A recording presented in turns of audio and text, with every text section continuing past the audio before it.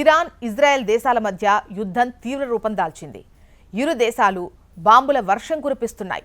Iran అణు కేంద్రాలపై దాడులు చేయడం ద్వారా అమెరికా సైతం నేరుగా యుద్ధ రంగంలోకి దిగింది. అయితే ఇరాన్, ఇజ్రాయెల్ యుద్ధం కారణంగా క్రూడ్ ఆయిల్ ధరలు ఒక్కసారిగా పెరిగాయి.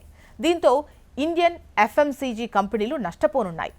ముడి సరుకుల ధరలు నిలకడగా ఉన్నాయని ఊపిరి పీల్చుకుంటుండగా ఇప్పుడు ఆయిల్ ధరలు పెరగడం వల్ల ప్యాకేజింగ్, రవాణా ఖర్చులు పెరిగే పరిస్థితి వచ్చింది. దీంతో భారతదేశంలో అనేక రకాల వస్తువుల ధరలు భారీగా పెరిగే ఛాన్స్ ఉంది.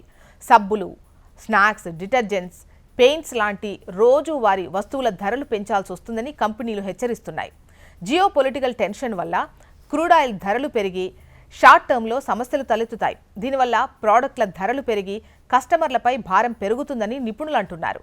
ఎఫ్ఎంసీజీ ప్రోడక్ట్ల ధరల్లో ప్యాకేజింగ్ మెటీరియల్స్ లాంటి హై డెన్సిటీ పాలిథిన్, ఇతర పాలిమర్స్ క్రూడ్ ఆయిల్ నుంచి వచ్చేవి. వీటి వాటా 15 నుంచి 20% వరకు ఉంటుంది. రవాణా ఖర్చుల వాటా 30% వరకు ఉంటుంది. ముడి సరుకుల ఖర్చులు పెరగడం వల్ల ప్రాఫిట్ మార్జిన్ తగ్గుతాయని, ఈ భారాన్ని కస్టమర్లకు బదిలీ చేయక తప్పదని కంపెనీలు అంటున్నాయి. అయితే మరో 10 నుంచి 15 రోజుల్లో ఆయిల్ ధరలు ఎంత పెరుగుతాయో చూసి ఏ స్థాయిలో ధరలు పెరుగుతాయో అంచనా వేయగలం. ఇక ఎఫ్ఎంసీజీ ప్రోడక్ట్స్లో ఉపయోగించే ఇతర పెట్రోలియం ఉత్పత్తుల్లో లీనియం ఆల్కైల్ బెంజిన్ డిటర్జెంట్స్లో వాడతారు. ఇక titanium dioxide candies, baked goods and cosmetics పెయింట్స్లో వాడతారు. అయితే ఈ డెకరేటివ్ పెయింట్స్లో 300కు పైగా ఐటమ్స్ ఉపయోగిస్తారు. వీటి ధరలు పెరిగితే ఫైనల్ ప్రోడక్ట్ రేటు పెరుగుతుంది. ఇరాన్, ఇజ్రాయెల్ మధ్య యుద్ధం ఇంకెన్ని రోజులు కొనసాగితే వీటి ధరలు భారీగా పెరిగే అవకాశం ఉన్నట్లు తెలుస్తోంది.